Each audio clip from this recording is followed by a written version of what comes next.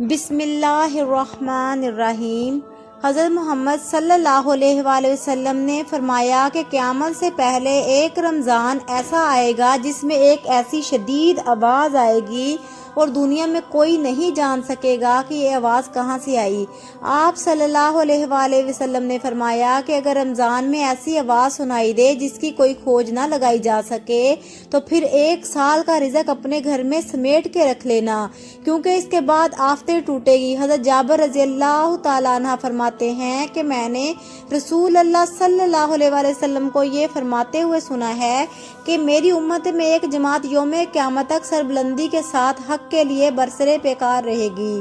اس سے معلوم ہوتا ہے کہ مومنین کی ایک ایسی جماعت یوم قیامت تک زندہ رہے گی، مگر مندرجہ ذیل احادیث میں صراحت ہے کہ قیامت سے پہلے تمام مومنین کو موت آ جائے گی اور قیامت کے دن کوئی مومن زندہ نہ ہوگا۔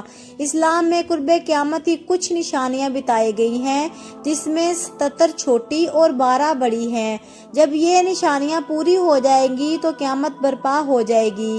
اب معروف علماء نے اس حوالے سے خطرے کی گھنٹی بجا دی ہے اور بتا دیا ہے کہ ان میں سے بیشتر نشانیاں پوری ہو چکی ہیں اور قیامت اب قریب تر آ چکی ہے۔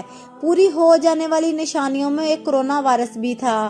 کرونا وائرس کی وبا، ٹیکنالوجی کا عروج اور ایلن مسک کا اسپیس ایکشن مشن کے تحت انسان کو کامیابی سے خلا میں پہنچانا دیگر شامل ہیں۔ سعودی عرب اور ایران کے علماء نے کرونا وائرس کے متعلق خبردار کرتے ہوئے کہا تھا کہ یہ قیامت کی نشانیوں میں سے ایک ہے۔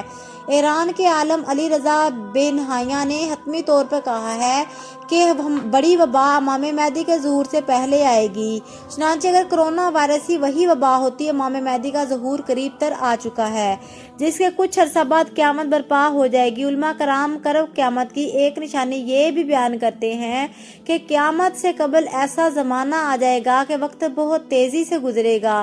چنانچہ علماء کا کہنا ہے کہ یہ نشانی بھی پوری ہو چکی ہے۔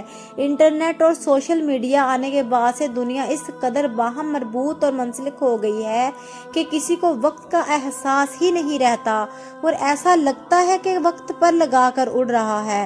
اس نشانی کے متعلق حدیث پر اپنی رائے دیتے ہوئے عالم دین شیخ ابن باز نے کہہ رکھا ہے کہ ایک وقت تھا کہ خط ڈاک کے ذریعے بھیجے جاتے تھے اور دوسرے شخص تک پہنچنے میں ہفتے اور مہینے لگتے تھے۔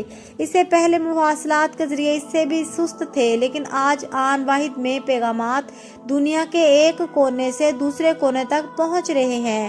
چنانچہ اس حدیث کی روشنی میں دیکھا جائے تو یہ نشانی بھی پوری ہو چکی ہے کہ آج ٹیکنالوجی کے اس دور میں وقت ایک طرح سے اپنی اہمیت ہی کھو چکا ہے۔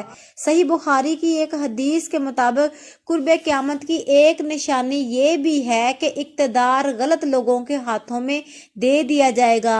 علماء کرام اس نشانی کے متعلق بھی کہتے ہیں کہ آج دنیا بھر کے ممالک کے حکمرانوں کی طرف دیکھیں تو صاف پتہ چلتا ہے کہ یہ نشانی بھی پوری ہو چکی ہے۔